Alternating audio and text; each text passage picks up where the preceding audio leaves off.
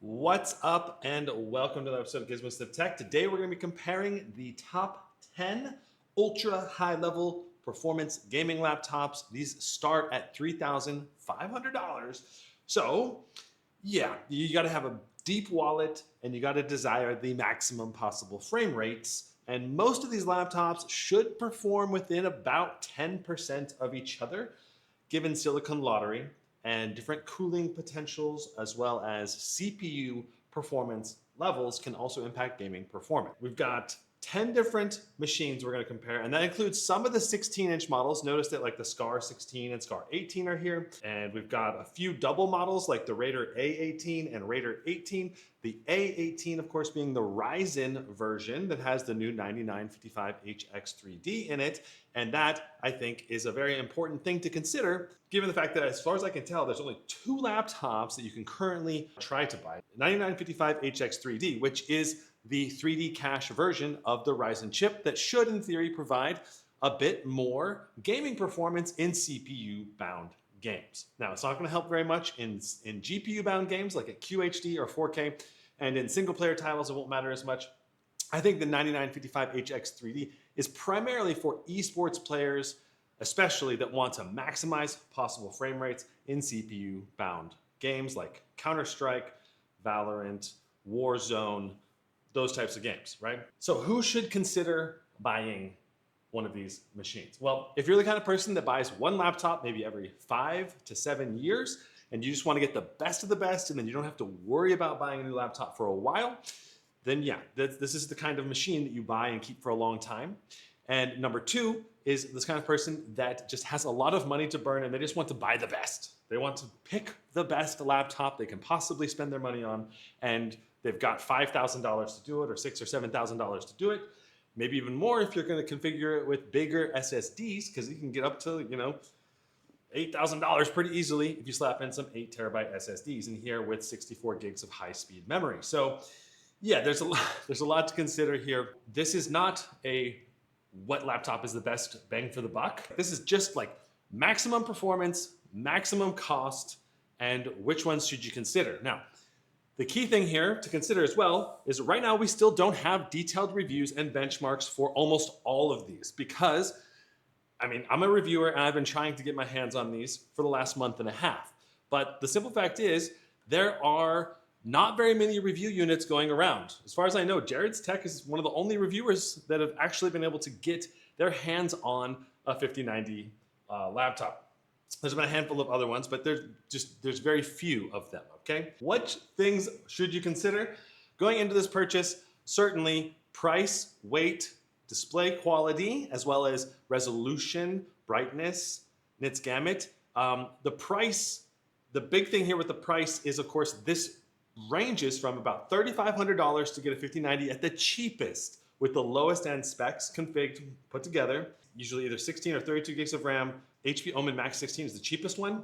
The Alien Area 51 is also one of the laptops that can be configured for under 4K. The 16-inch version. The 18-inch is just a little bit over 4K. And then the most expensive one is the MSI Titan Dragon Edition, which costs, I think, $6,300 currently. There's quite a price range here, but they typically are going to be going for a little bit over $4,000, all the way up to almost $5,000. So the most of these laptops on the right here are going to cost $4,300 to about $4,700, depending on how you configure it and what it comes with. And this is not factoring in tax. So if you're in a state that has sales tax, or you have to pay additional tariffs or import duties if you're international, you're going to need to tack on maybe another 7, 8, all the way up to maybe 20% if your country charges additional tariffs onto these prices. Right now, there are primarily two CPUs that will be in most of these laptops: the 275HX from Intel and the 9955HX or HX3D, depending on if you want the 3D. Or maybe the 285HX, but almost always the 275HX is in almost all these machines, except for I think the Titan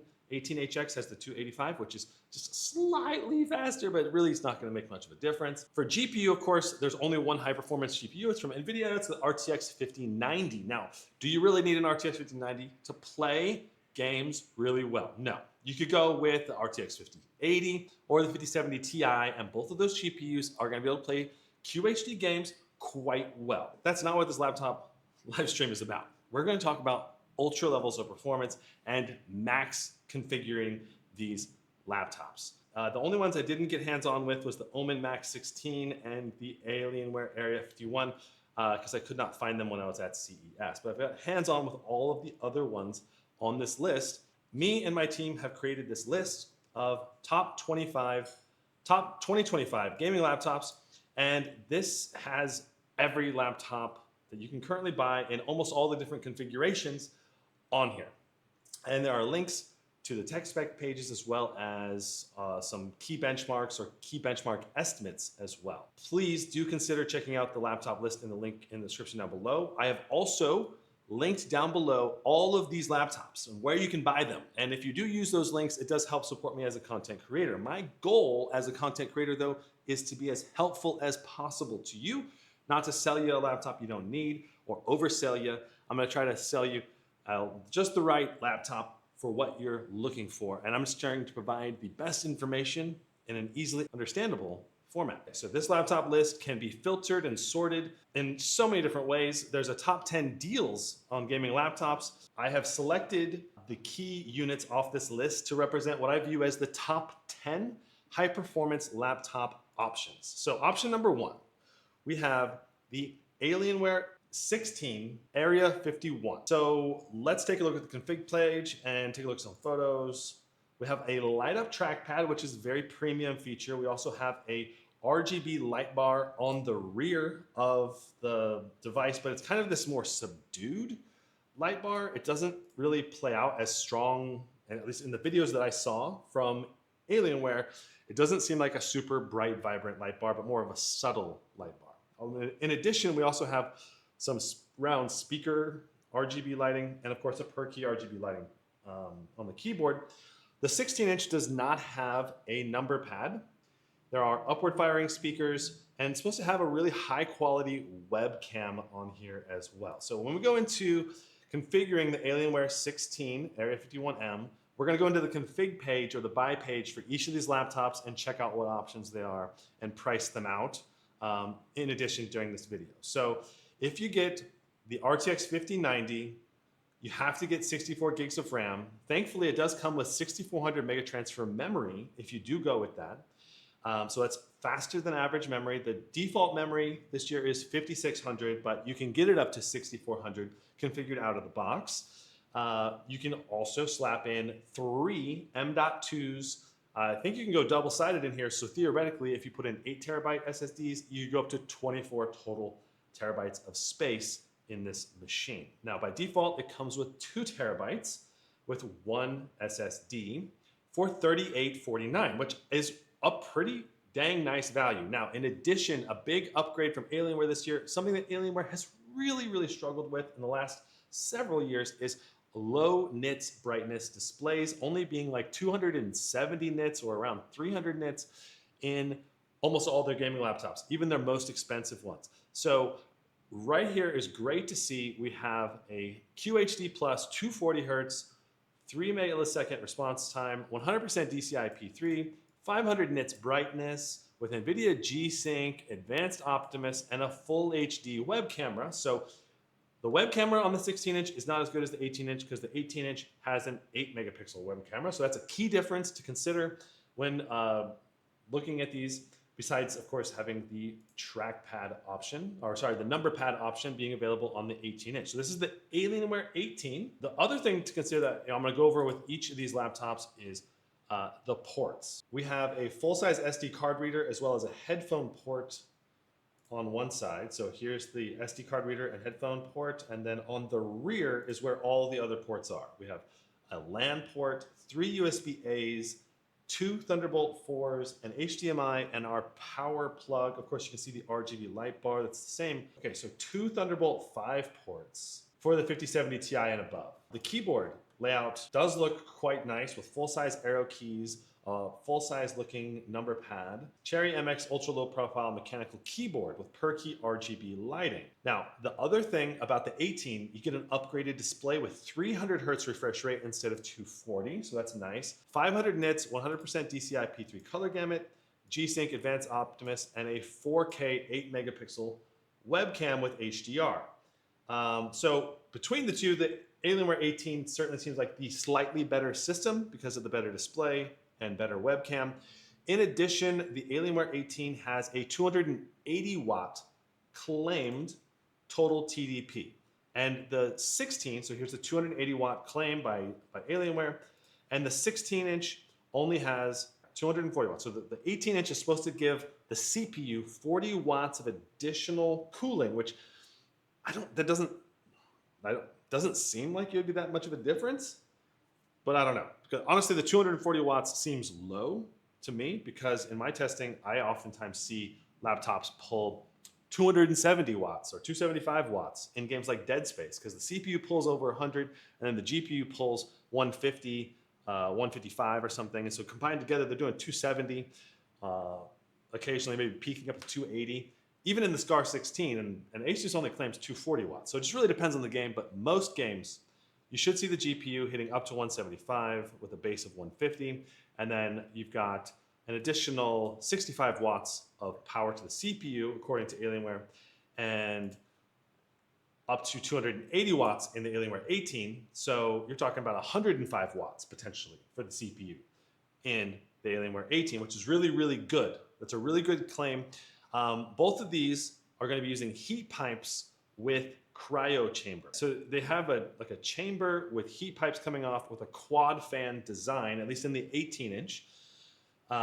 So it's a pretty interesting looking laptop. You've got Element 31, which is their branded gallium silicon for the CPU, which is very similar to what a lot of other laptop manufacturers are using, like on the SCAR 16 with liquid metal. I do think this Alienware 16 and 18 both carry lots of potential. We can see the slightly stripped down version of the thermals on the Alienware 16. Looks like the fans and the heat pipes are slightly different, slightly smaller with slightly less coverage. These two lower fans are definitely smaller on the 16, right here and right here. So overall, I think they both have lots of potential, and I do think they're priced the most competitively, aside from the HP Omen 16. So, I'm a fan of Alienware products. I've been hesitant to recommend them primarily because of the lower nits brightness on the display of past generations, but this one should have better brightness. I also think that this design is, I think, a little bit cooler than the past gen Alienware 18. Like the new 16 and 18, I think they look better, especially since you get the color trackpad on the big beefy machine. Now these are heavy, weighs 9.56 pounds. Okay, very heavy laptop. The 16 weighs 7.49 pounds. Also very heavy, especially for a 16-inch laptop, right? Most 16-inch performance laptops are going to weigh closer to 6.5 pounds. So this is about a pound heavier than a lot of them out there. So I think that's a pretty good overview of the Alienware 16 and 18. I think they're promising laptops, and they could be really, really good for 2025, especially considering the value that they provide compared to the competition that currently is priced around $300 to $700 more. The Acer Predator Helios 18 AI. This guy is a very impressive machine in specs, and I think the design is really, really cool as well. I did a hands-on with this guy at CES. The front light bar that wraps around the front left side, it looks really, really good. This right here, these little light strips on top of the keyboard deck, they don't look as good, in my opinion. They should be brighter, and hopefully they fix that. The keyboard actually itself was very bright though, and I liked it a lot. The design, I do think, is a nice refresh, and it looks a lot better than the previous gen Acer Predator Helios 18, and the 16 also looks good. I am not talking about the 16 because it's currently not for sale, as far as I can tell, with the 5090. The Acer Predator Helios 18 is the kind of laptop that some people will buy and really, really, really love. Now, I think the main downsides to the Predator Helios 18 is that the design, when you compare it to something like the SCAR 18, it's just not as good. I think that probably the closest comparison is probably the SCAR 18 because they have a very similar build quality and ethos around the product. And the SCAR 18's design upgrades with the toolless bottom is just better. So for me, I would want to pay less for the Helios 18 if I was going to be buying it compared to the SCAR 18. So if it goes on sale and the SCAR 18 is not on sale and it's a couple $100 less, then maybe it would be worth considered picking up. But The nice thing about the Helios 18, 2 Thunderbolt 5 ports on the Predator, we have a high TDP. It doesn't have 175 watts, a power throughput to it, but we do have a mini LED 1000 nits brightness display with 100% DCI-P3, and it's a UHD. So we're talking 4K 120 hertz here. In some senses, 120 hertz UHD is really not that good when you consider the other ultra high resolution options out there, like the Razer Blade 18, which I think has a 240 hertz 4K display. So, higher resolution, while at the same time being higher refresh rate, which is better, and it's dual native display as well. So I feel like the display technology on the Acer Predator is kind of like the best of last gen for the UHD. I believe they did mention when I was at CES that they will have a QHD option, and maybe that one is going to have at least 240 hertz on the refresh rate. So I think a lot of gamers would rather go for that.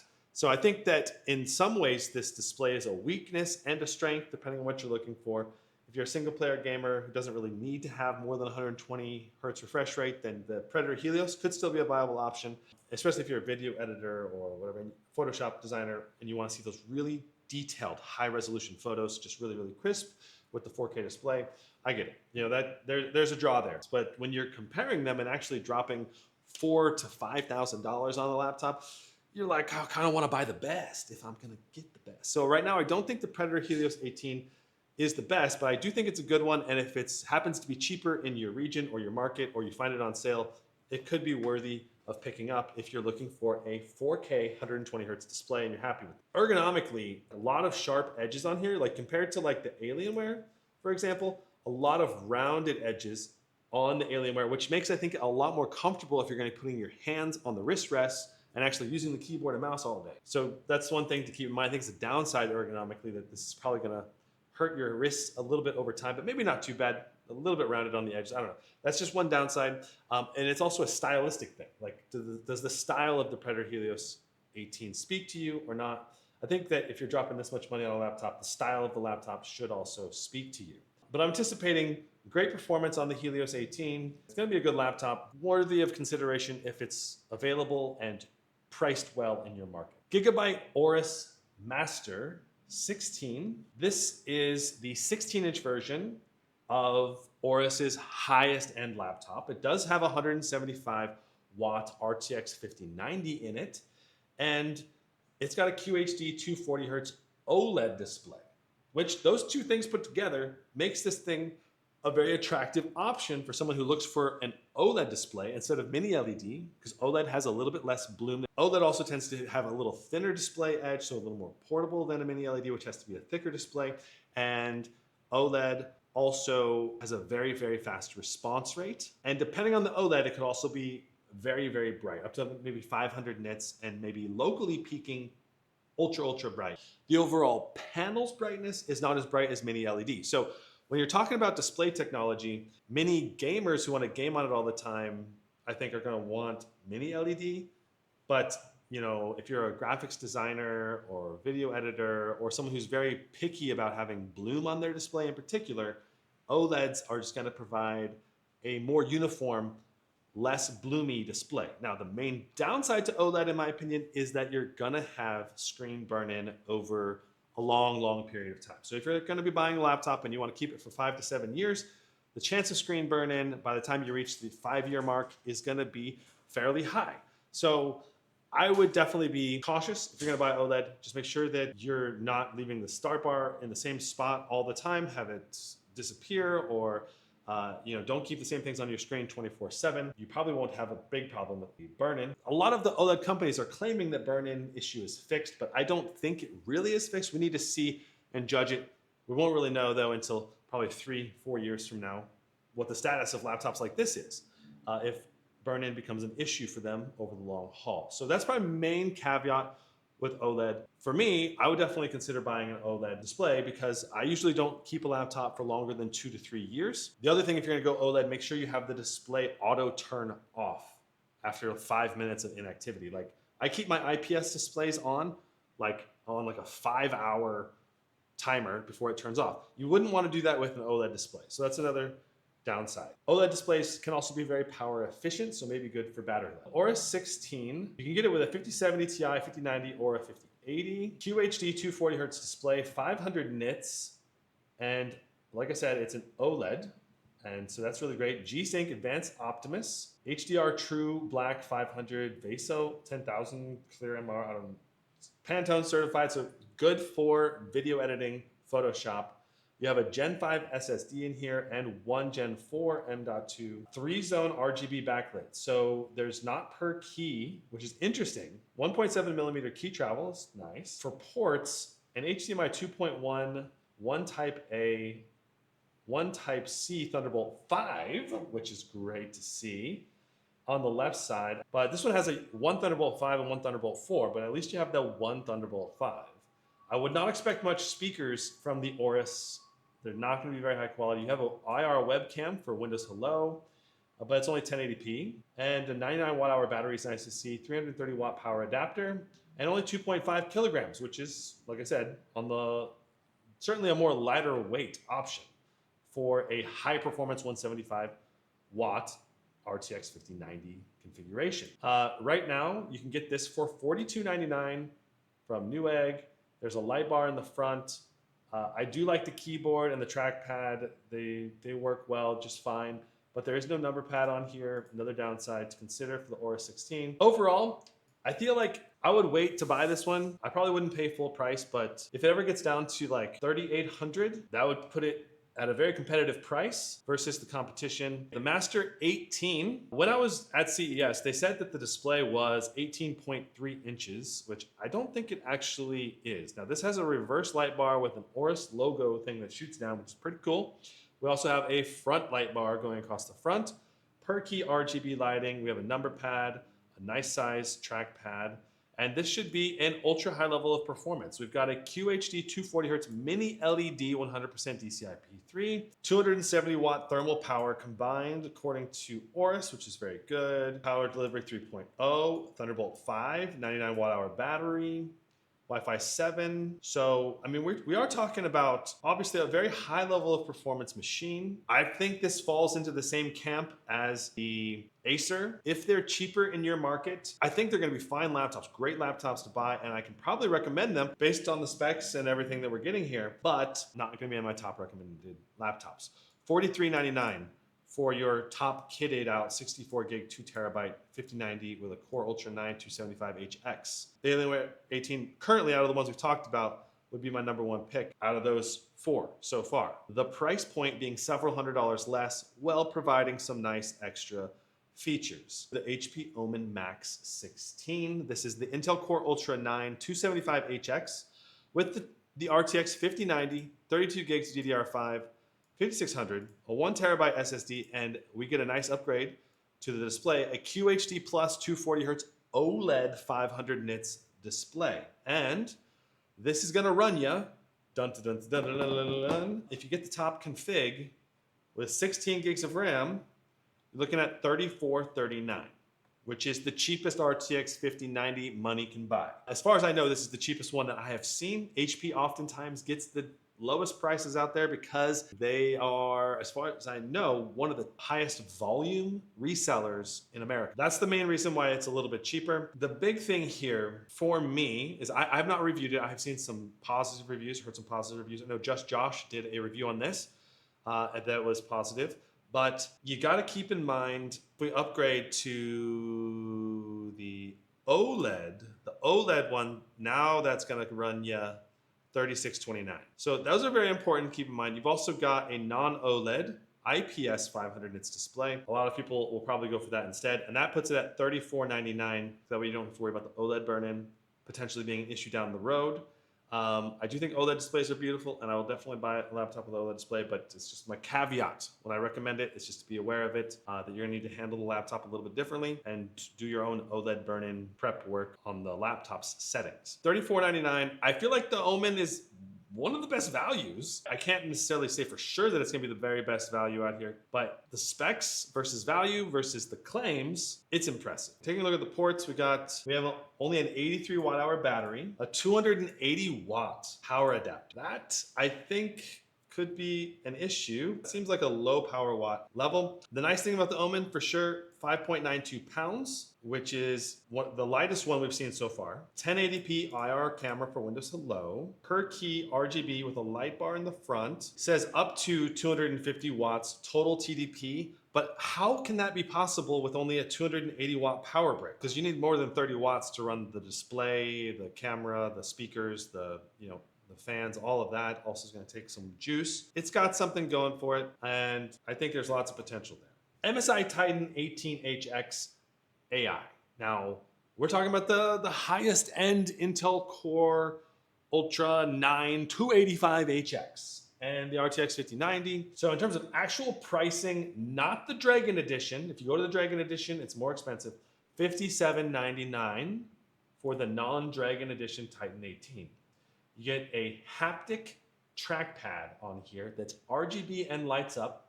You have a deep mechanical travel keyboard that feels really good to type on if you like a nice clicky deep travel keyboard. 120 hertz 4K display, which I think some people are gonna kind of wish that it was 240 hertz 4K, to be more competitive with something like the Blade 18. The other thing about the Titan is that it's big.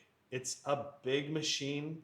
I still don't love the lack of rear RGB, I guess you could say, with just this colored plastic. I think they should probably not put color in there. In terms of RGB-ness, I feel like they could upgrade this a little better, especially for the price, make it look a little snazzier. According to their tech page, they're offering a 120 hertz mini LED 4K, or a 240 hertz QHD Plus, or, this is new, I have not seen this before, a UHD 220 hertz IPS display. Well, if you can get the 220 hertz, that sounds a lot better, a lot more competitive with the Blade 18, and would push this machine's display to be more competitively. But I've not seen that for sale yet, so I actually got to see that. And 220 hertz, I've never heard of a monitor doing 220 hertz refresh rate. That's definitely different. So they're claiming 270 watts GPU CPU combined, so that'd be 95 watts to the CPU. I think we only have 2 memory slots. Yeah, 2 slots of memory this year. We got 3 M.2s with Gen 4 and 1 with Gen 5. So you get 4 storage slots, which is really nice. You get a 1080p IR Full HD webcam. The speakers on this were pretty good. Cherry MX per key RGB keyboard. 4 times 2 watt speakers with 2 watt subwoofers. So you get a 6 speaker system that, like I said, they do sound pretty good. 2 Thunderbolt 5s, 3 USB-A 3.2s, an SD card reader, full size, HDMI 2.1, an Ethernet port, 99 watt hour battery, and a 400 watt power adapter, 3.6 kilograms. So like I said, this is a monster. It's very heavy. It's definitely a full desktop replacement style machine. And if you plan on mainly keeping it on your desk, I could see people really enjoying this laptop. And if you want to spend a lot of money, and money's no object, you can get the Dragon Edition version, which is has this really cool dragon eye version design on it that's kind of like, they say that each emblem is hand done by an artist. I don't know how you exactly replicated it, if it was artistically done every single time. And so that's why the Dragon Edition is over 6,000. I think it's like 6,300. And there are probably limited numbers of those for sale. I don't think it's the best laptop on the market, given the display limitations, and you can't actually buy it with the higher refresh rate displays. But in terms of performance, usability from a desktop replacement perspective, I think a lot of people would really like this. The lack of a high-end webcam is a little disappointing when you see, the higher-end webcams on the Blade 18, the Alienware 18. They really need to step that up, especially given the price point. The other thing is you don't have G-Sync or Advanced Optimus. And this is the only laptop on the list, I think, that doesn't have G-Sync or Advanced Optimus, which just seems really ridiculous. You're gonna spend the most money on the Titan and missing 2 key basic features to help prevent screen tearing and to make your battery life longevity work a little better. One really nice thing about the Titan series is there is an iGPU only mode in the MSI Center. So this lets you switch into long battery mode where you can know for sure the NVIDIA GPU is not gonna turn on. There's a few other laptops that have this feature, the Scar 18, the Legion Pro 7i, and the XMG, and the Eluktronics laptops. Those laptops also have a integrated GPU only mode so that you can game on the integrated GPU or just use it in a way to know for sure that the NVIDIA GPU is not going to be woken up. Because I like that there's an iGPU only mode. The downside is all of the current iGPU only modes require a reboot. Overall, I think the Titan 18X is a fine laptop. It's just really, really high price. For all of the specs you're getting, you know, you can spend $1,800 or $1,700 less on the Alienware 18 and get pretty similar level of feature set with the RGB light up touchpad and maybe better lighting, slightly better ergonomics and looks, and a better webcam. Of course, we don't know about the speakers and some other things, but everything else is pretty comparable. So to me, the Alienware would be the better way to go than the Titan. MSI Raider 18HX. This is going to be the more competitively priced 18-inch version of MSI. MSI, of course, almost always prices their laptops extra expensive at launch, and then after 3 to 6 months, significantly put them on sale or just pretty much sell them often and a lot for $500 or $1,000 discount or whatever. So I would expect that the Raider and the Titan pricing will come down within the next 6 months to be more competitive with other laptops out there. MSI Raider 18HX, it's almost identical to the Titan 18HX. No RGB on the touchpad. You do have a front RGB light bar going across the front. I think the ports and the internals are almost exactly the same. The other thing about the Raider is there's no MX mechanical keyboard. So that's another key difference. They're offering a lot of different display options on here, but if you were to actually go to buy it, you're getting the 120 Hertz mini LED as the display option. So you do have a QHD 240 Hertz, you have a full HD, you have a UHD 220 Hertz, just like the Titan.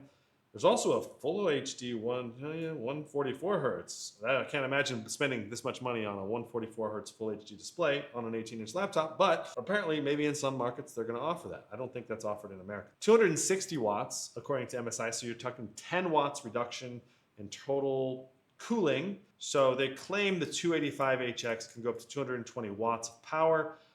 I would not, in my testing, we did not see that be sustained at all, and so I wouldn't expect that. Now, but maybe, because we have a new vapor chamber cooler here on the Titan. So this new vapor chamber with 2 large fans with a dedicated heat loop for the Gen 5 SSD, that's nice. You're getting some premium features with the Titans at least that maybe you don't get with the Alienware. But actually, what really matters to me is what's the actual cooling performance like under real workloads. The Raider, it's got its own little cooling loop that goes over the Gen 5 SSD to help cool it down. You can see though that the Raider has heat pipes rather than the giant vapor chamber. So that's probably the biggest difference between the two in terms of performance spec. So the Raider A18, you're looking at, I think, a really great machine. And the Ryzen 9955H X3D, it doesn't need as much wattage. I'm pretty sure it's going to cap its wattage a lot like the 7945HX, up to a certain point. It's not like Intel is going to keep scaling the higher the wattage you put in, but it's going to get diminishing and more diminishing returns with the Intel chip. But with the 9955HX, they basically just cap the wattage at a lower amount, probably either 100 or 120 watts. So that's in CPU only workloads. And then in the combined workload, CPU, GPU, it just doesn't probably need to pull quite as many watts to be at full performance. So it should theoretically not need quite as extreme of cooling to get the peak performance still, in theory. The new Intel 275HX, though, should also be more power efficient than the previous generation, but we'll have to see. See if it's actually fully competitive with the new Ryzen chips. I think the new Intel Core Ultra 275HX and the 9955HX 3D should be very competitive, except maybe under extreme CPU bounding games. That's the only situation where you're going to see an advantage for the 9955HX 3D.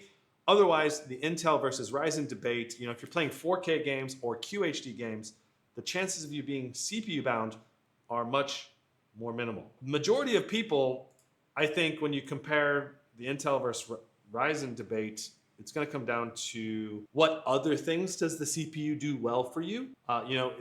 Is one of them faster in video editing, web browsing? Does one give you better battery life than the other? And the new CPU architecture with the new Intel 275HX where there's no hyper-threading, it changes the game a lot. The architecture has changed. You can't really expect the same one-to-one performance ratio because it's such a different architecture compared to the previous gen. In terms of laptops that I'm really excited about reviewing and testing, the MSI Raider A18 is in my top 3 this year, just because of the Ryzen 9 9955HX 3D. And as far as I can tell, this one's back ordered and sold out just like the XMG Neo 16 with the 9955HX 3D that they have. So I think it was, like I said, a pretty big mistake from other brands not to try to offer the 9955HX 3D on their laptops. We're gonna talk SCAR 16 and SCAR 18. This is definitely one of my top recommendations this year for a handful of reasons, but probably the #1 reason is the toolless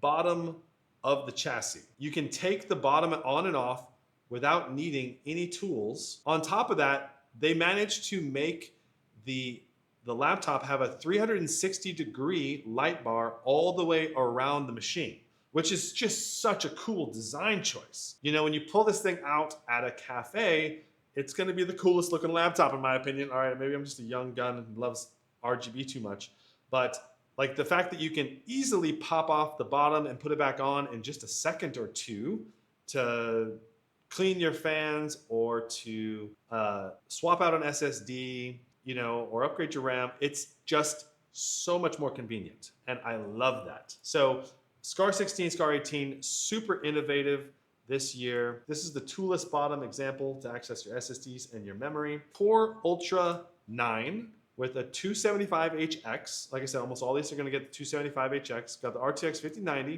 175 watts. Asus claims similar levels of performance on the SCAR 16 and 18. 32 gigs of DDR5 5600 with a 2TB SSD, QHD 240Hz mini LED, 1100 nits peak brightness. I think sustained last year was around 500 or 600 nits. Very bright, vibrant display. There's going to be bloom on this display. You also have a number pad built into the trackpad on at least the higher end versions of this machine. 255 watts according to manual mode. In turbo mode, 230 watts. So in manual mode, you're able to crank it a little bit higher. For ports, you got Thunderbolt 5. You got a tri-fan design. So if you look at the bottom tool list as we zoom out again here, you get to have a little fan here. It helps dissipate that heat better. So I really like having that third fan. Of course, one of the big issues for the SCAR series the last couple of years has been coil whine, is when electricity goes through VRMs or other coils in the machine and causes little vibrations. And some people have really complained a lot about that. And I did own a SCAR 16 that had some coil whine. If your laptop ends up having coil whine, it can be a little harder to just resell it used, or it could annoy you. Normally when you're in turbo mode or manual mode, the fan noise drowns out the coil whine and you don't hear it. Asus, talking to Sasha at Asus, they've added a new quality checking station to their factories to where they have like a zero noise room where they listen to the machines and listen for coil whine before they certify the laptop as being ready to go. But I just want to talk about that because it was such a big issue for the SCAR series recently. When it comes to display quality, on here they're talking 1200 nits with 2000 dimming zones on the 16, because that was on the 18, but I guess they upgraded that now on the 16 as well. You got HDR, 100% DCI-P3, G-Sync, Advanced Optimus. The speakers on here are also really good. You also have this new rear, like anime matrix style display on the back of the lid. So, and I think this makes a lot of sense putting it on the SCAR series. They're not showing it here, but basically you can put in whatever. You can put your name there, or you can put, you know, your brand or whatever on the back here. You can customize the rear animation logos, Anime Vision to be whatever you want it to be. Which is cool. Like, that's a really cool thing. Plus the 360-degree RGB light bar. To me, the SCAR 16 and the SCAR 18 are the peak gamery design of the year. The main, I think, downside to the design is that the actual keyboard itself, the RGB lights on the keyboard, are still not super bright. That's still an area where I think they could still improve it. 90 watt-hour battery with Type-C charging of up to 100 watts, and some good ports on here. We got 5 total USBs with 2 Thunderbolt 5s, a Wi-Fi 7, and Windows Hello with IR camera this year, which is a giant thumbs up because last year there was still just a I think a 1080p webcam with no IR. So you get Windows Hello, that's a nice step up. And then of course, Armory Crate. I also like the Armory Crate application for controlling that laptop, the fan modes, doing the custom mode, being able to do dedicated GPU only mode or integrated only mode for better battery life. The Scar series it gives you a lot, and they have a lot of premium features on here. There's just a couple of them, like the lack of a full-size SD card reader, or there's certain things that make this have slightly lower performance. The out-of-the-box RAM speed, the lack of XMP profile support. If you want 6400 mega transfer memory, you're not going to be able to get that on here.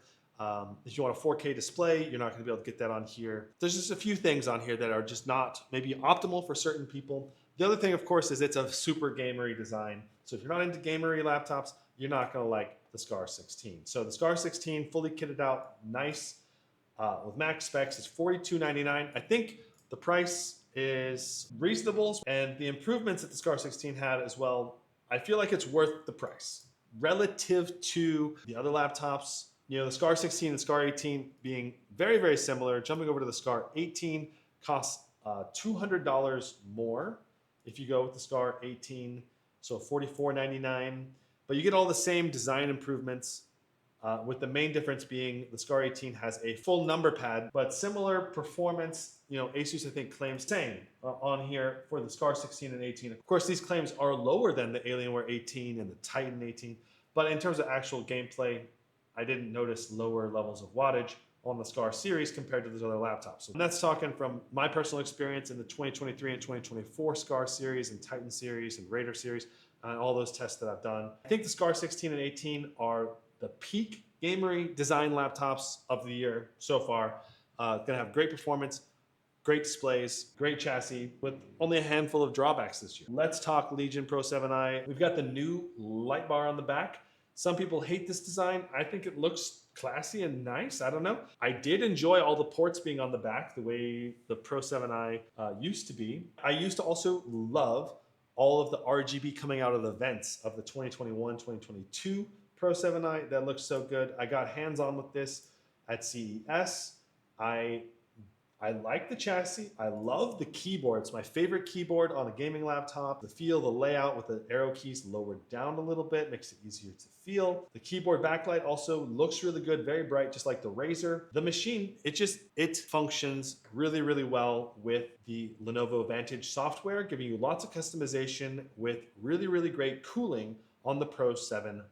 In terms of maximum possible performance machine, the Lenovo Legion Pro 7i is up there just because of how much customization the Lenovo Vantage software gives you, giving you an advantage over the Scar 16, for example, or the Acer or the Aorus.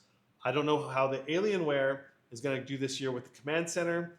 The Command Center was updated and improved on the Alienware last year. It was more simplified, but it still wasn't as good as something like the Lenovo Vantage software. So I think in terms of software for controlling your laptop, the Lenovo Vantage is the number 1 or 2, with XMG Neo 16 with their control software and their BIOS the option probably being number 1. You've got Armory Crate being number 3 in terms of laptop software. This year we also have a QHD 240Hz OLED with 500 nits brightness and 100% DCI-P3 color gamut, which is great. Windows 11 Home with 32 gigs of 6400 megahertz transfer memory. You can upgrade that to 64 gig if you want. 1 terabyte is included.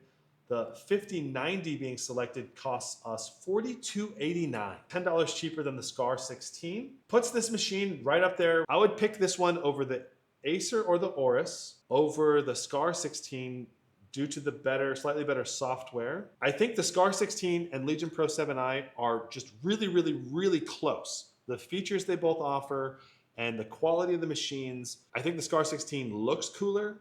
I think the Legion Pro 7i is probably built a little bit better. But overall, I think the Pro 7i Gen 10 is up there in the top 3 probably. The Scar 16, the Legion Pro 7i are probably my top 2 in terms of, like, if you don't care about price and you want to buy the top performance 16-inch laptop, Scar 16, Legion Pro 7i, and XMG Neo 16 are your top 3. 5 megapixel webcam on here, that's a nice upgrade. The only laptop on this list that doesn't have Windows Hello. The speaker system, I don't know if it's going to be better. Speaker system was good, but not great. We only have Thunderbolt 4 support instead of Thunderbolt 5, so that's another downside downside to the Pro 7i. The ports now also being on the left and right side. Only 6 pounds here of weight. I think the Legion Pro 7i is going to be a great laptop. The other thing that I really like about the Legion is their extended warranties that they offer, I think are setting the industry standard in terms of price for your value. Yeah, Legion Ultimate support, to add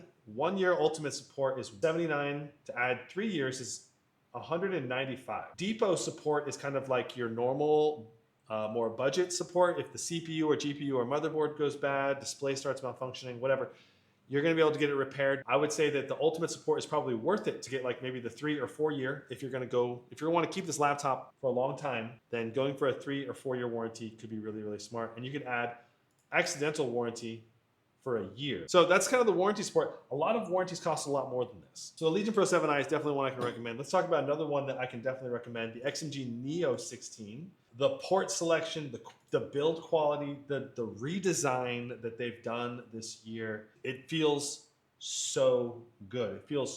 It's one of the only laptops I would say that feels as good or better than the Pro 7i. And since it's an all metal unibody chassis, it's just really, really rigid as well. Like the Blade series, I got hands-on with this at CES. The good thing about the 2025 version of the Neo and the Eluktronics, I want to mention Eluktronics as well. They're going to be sending me some stuff this year, hopefully as well. They're making the same hardware here between XMG and Eluktronics. It's just that XMG caters to Europe, specializing out of Germany, and the Eluktronics focuses on the American US market. And there's even more resellers of these laptops with different brand names. If you get an Eluktronics or an XMG, you'll get support on your laptop from your specific reseller. And you can get an extra warranty on here. To get a 3 year, which extends your warranty by 1 year, it's $249 for 1 extra year. For example, that's a lot more expensive than the Lenovo. But at least with Eluktronics, you get a 2 year warranty for free with the laptop, which is certainly above average. The other advantage of going with Eluktronics is that you get the Prima Mod Pro BIOS. So it's basically kind of the ultimate in terms of customizable BIOSes. And XMG also has a similar custom BIOS. So between XMG and Eluktronics' custom BIOSes that they offer, you can do XMP memory profiles, you can undervolt your CPU from the BIOS, you can load line calibration. Undervolting is possible with the XMG. I'm not sure if it's possible with the Prima BIOS, but you're not able to do that on any other laptop out of this whole list, as far as I know. Load line calibration means that you're inputting slightly less wattage into the CPU, but it's still trying to run at the same clock speed, therefore it's undervolting your CPU. The XMG Neo 16 is not cheap. The other big thing about the Neo 16 is that it does feature a water cooler. The Eluktronics Hydroc 16 also has the same water cooler option. It hooks up to the back of the machine, has a water cooling loop that goes over the CPU and the GPU, providing additional cooling potential for the laptop itself. Especially if you're looking for maximizing your CPU performance, this is going to provide more CPU performance than even something like the Titan 18HX's vapor chamber, because you get this whole extra full-size radiator out here with a water pump to cool your machine. So if you're looking for the highest possible performance, plugging in a water cooler, you don't mind plugging in a water cooler, then you're probably going to get the very best performance out of the XMG Neo 16 and the Eluktronics Hydroc 16, but at the expense of having to deal with the hassle of a water cooler and plugging that in and unplugging it. Now, big upgrades this year on this laptop. You've got this. The new chassis is slightly refined. They've taken in the chassis a little bit, made it a little bit thinner, where they were able to, like tapering these edges in compared to last gen, making the overall footprint a little bit smaller, while at the same time maintaining the TDP and the cooling potential and the performance. Other big upgrade is the QHD 300 Hz 500 nits display. The main downside here is that by default, you only have 100% sRGB, this is one of the only laptops in this whole list where you're not getting 100% P3 color gamut out of the box. Now you can upgrade this to a mini LED that gets up to 1,000 nits and has 100% P3 color gamut. So it makes it now finally actually competitive with the very, very best displays on the market. So the XMG laptop, if you have fully kitted out and you're buying it in euros, you're looking at 43.24. If we go to the Hydroc 16 and we configure this, keep in mind that the default price on the Hydroc 16 does not include an SSD or Windows 11. Default price here, $29.99. You upgrade that to the 5090 for $600 more, so now you're looking at $3,600. And then you can bring your own SSD if you want, but let's just assume you need to put in 1 terabyte in, and you need to upgrade to 32 gigs of RAM, and you want Windows 11, you're looking at $39.45. Nice. Another laptop that costs less than $4,000. The Hydroc 16 undercutting the Scar 16, undercutting the Legion Pro 7i by about $300, undercutting the Aorus and the Acer. The only laptops that are cheaper than the Hydroc is going to be the Alienware 16 Area 51M and the HP Omen 16 OLED display. It's actually $36.29.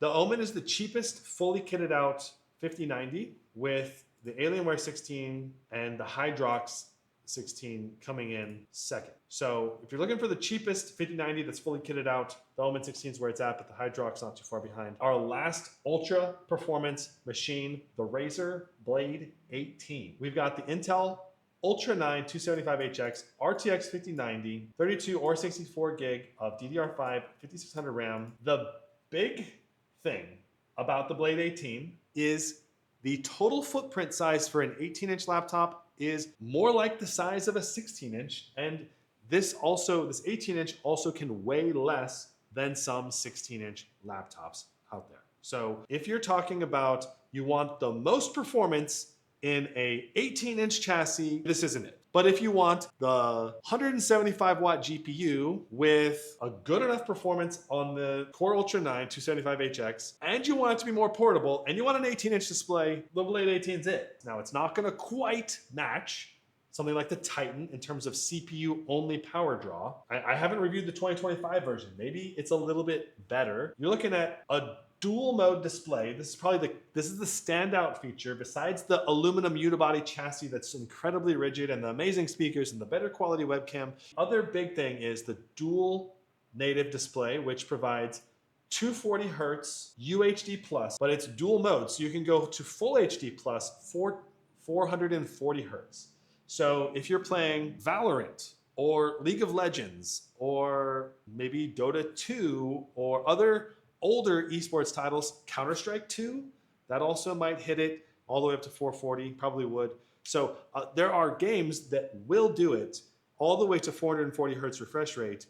So if you're an esports gamer and a content creator, you can alternate between going to the 240 hertz or jumping down to the 440 hertz response rate. Now, me personally, as a person who's played competitive games for 20 plus years, using high-end hardware and up to 480 hertz refresh rate displays, I do think going above 240 hertz does give you a slight advantage, but I think 240 hertz is really the sweet spot in terms of response rate and feeling really, really good.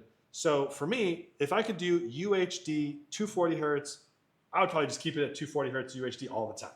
That's good enough for me. I'm probably never going to be switching it to the 440 hertz mode unless I know I'm going to be like, okay, I'm about to get really competitive in Valorant. I'm playing ranked or I'm doing a tournament or something. Now, yeah, I switched to the 440 hertz mode to have the slight advantage. Realistically, I think a QHD 360 hertz, if they could have done that, or a QHD 400 hertz, I would still rather have that display than the UHD 240 hertz, simply because UHD is kind of excessive, even on an 18-inch display. Like, I still think QHD is the sweet spot for value, detail, and being able to see everything, right? Like, if I play games with UHD on any of these laptops, I'm gonna need upscaling. So, if I'm doing UHD, I'm probably gonna be having to put upscaling on at least quality, maybe even down to balanced, to be able to get over 100 FPS in the latest, hardest to run titles. Unless I'm doing DLSS 4 with multi-frame gen, maybe then you wouldn't have to, but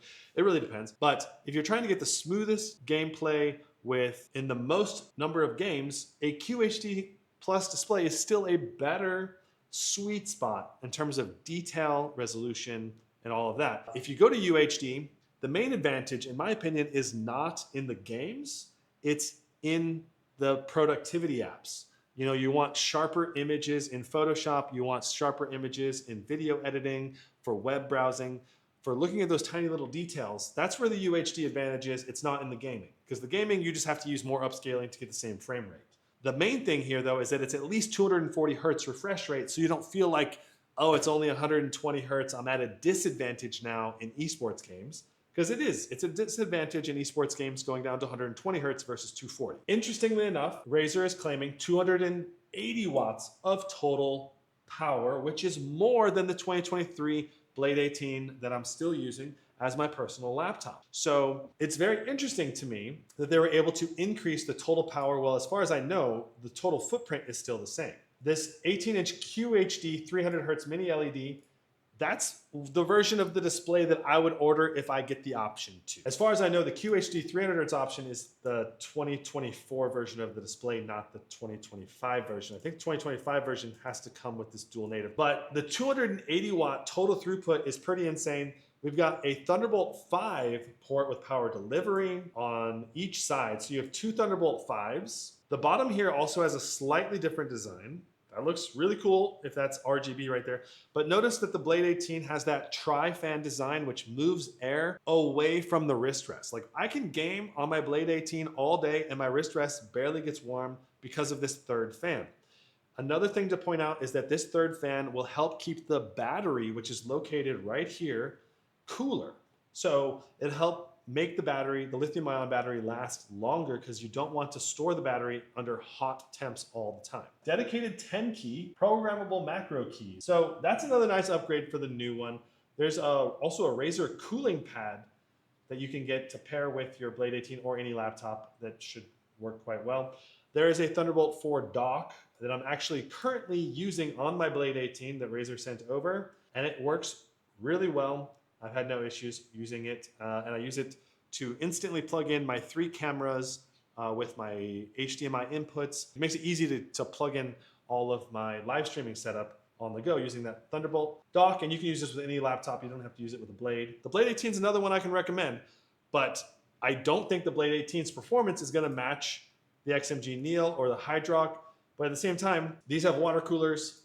You know, the Legion Pro 7i also I think is going to perform a little better than the Blade 18 in terms of CPU only, but maybe the new one is better.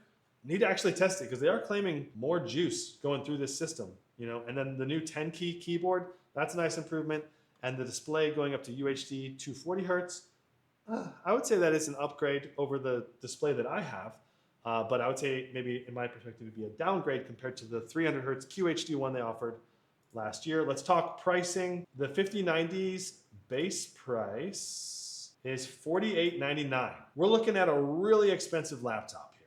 And you can use double-sided SSDs here on this machine because I got my 16 terabytes of space in my Blade 18 with my two 8 terabyte SSDs as well. If I have to narrow down after talking through all of these different laptops, for value, you just want to get a 5090 at the lowest possible price. I feel like the Omen 16 is probably the most attractive. 3,500, 500 nits display with the full CPU, GPU combo. You're saving money. You're trying to get the most performance while at the same time not spending $5,000.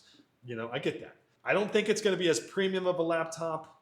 I don't think the speakers are going to be as good. I don't think you're going to get as good a performance on this thing as the Legion Pro 7i and some of the other high-end ones, but I haven't done detailed benchmarking on this. I'm just not anticipating that, right? And plus the software on this is not going to be as good, but it'll work, it'll play games, and it'll cost you less money. So I think many people that are trying to save money are going to go for the Omen. If you're after the most premium experience, I still think the Blade 18 is probably the most premium because it gives you a little more portability while supposedly giving you extremely high levels of performance with the best speakers. As far as I know, these are still probably the best speakers in a gaming laptop and a very comfortable overall ergonomic experience now, especially with the 10 key. That's probably a better, I don't know, I have to actually try out the 10 key on the Blade 18 before I really give my true opinion on it, but it certainly seems quite nice. And the build quality on the Blade 18 is just more premium. XMG Neo 16 is probably the next closest in terms of most rock solid feeling in your hands, but the Legion also extremely good build quality. So trade-offs between all of them. As I narrow it down, to the last recommendation, it's probably between the Scar 16 and the Legion Pro 7i as another top 3 contender. I would say that the design on the Scar 16 and 18 is superior. It looks cooler, it has more bells and whistles, it has the toolless bottom. If you're gonna do a lot of typing, the Legion, it's got the better keyboard. And I really love the keyboard and the performance, so it's really a toss-up between the Legion Pro 7i and the Scar 6. Both are highly recommended. I'd probably go for the Pro 7i because of the extended warranty options. A little bit more solid feeling build with the metal versus the more plasticky Scar 16. But I don't think you're gonna go wrong necessarily buying any of these. Alienware 16 provides better value than the Legion Pro 7i and the Scar. It costs $500 less. And it has some extra premium features on here too that those don't even have, like the RGB light up touchpad, but that may not matter to very many people. The Acer Predator series and the Aorus Master series, they're not bad. I just feel like they should be priced less than the Scar 16 and the Legion Pro 7i, just because I don't think their designs are quite as premium. The only reason I would recommend the Acer or the Aorus laptops is because they would be priced better. If they're on sale, then maybe it's worth it to save $500 compared to the Scar or the Legion. But if you're trying to save money, why not go for something like the Omen? You're really talking about like the Aorus and the Acer needs to be priced to match the Omen to make it really, really competitive. Same for the Alienware 16. The Alienware 16 was priced the same as the Omen.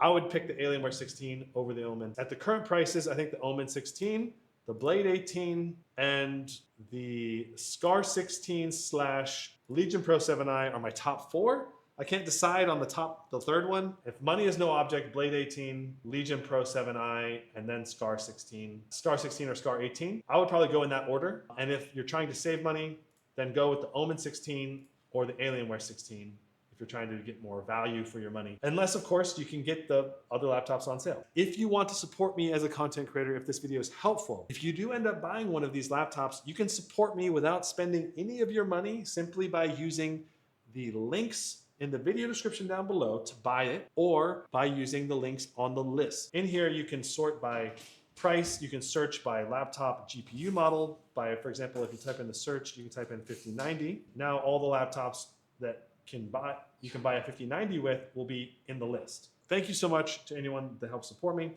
Also, for anyone that has donated or becomes a channel member, thank you so much for your support there as well. And just watching these videos is also support. So big shout out and thank you to everyone watching, liking, subscribing. I hope you enjoyed it. See you in the next one. Brandon, out.